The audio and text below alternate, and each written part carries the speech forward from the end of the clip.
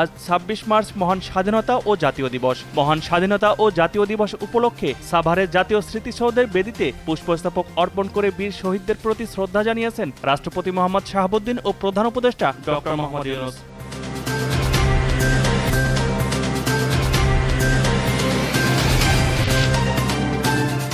দেশের সার্বভৌমত্ব ও স্বাধীনতা অক্ষুণ্ণ রাখতে সেনাবাহিনীর প্রতিটি সদস্য সর্বোচ্চ ত্যাগ স্বীকারের জন্য সদা প্রস্তুত রয়েছে। মহান স্বাধীনতা দিবস ও জাতীয় দিবস উপলক্ষে দেয়া বাণীতে এসব কথা বলেন সেনাবাহিনী প্রধান জেনারেল ওয়াকারুজ্জামান।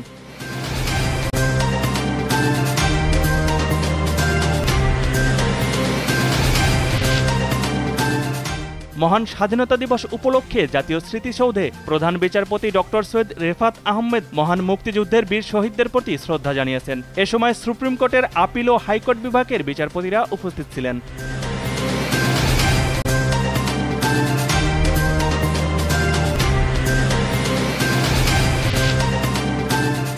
মহান স্বাধীনতা দিবস উপলক্ষে যুক্তরাষ্ট্রের পক্ষ থেকে বাংলাদেশের জনগণকে অভিনন্দন জানিয়েছেন মার্কিন পররাষ্ট্রমন্ত্রী মার্কো রুবিও। তিনি বলেছেন, উজ্জ্বল ও গণতান্ত্রিক ভবিষ্যতের দিকে যাত্রায় বাংলাদেশকে সমর্থন করে যুক্তরাষ্ট্র।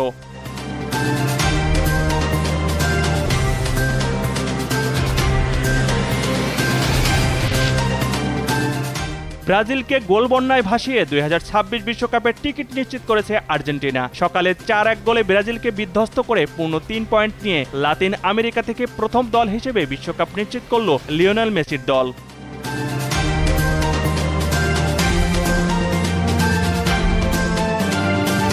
পরিমাণে সঠিক খাবার পেতে তাই আজই অর্ডার করুন ফুডি অ্যাপে। ফুডি।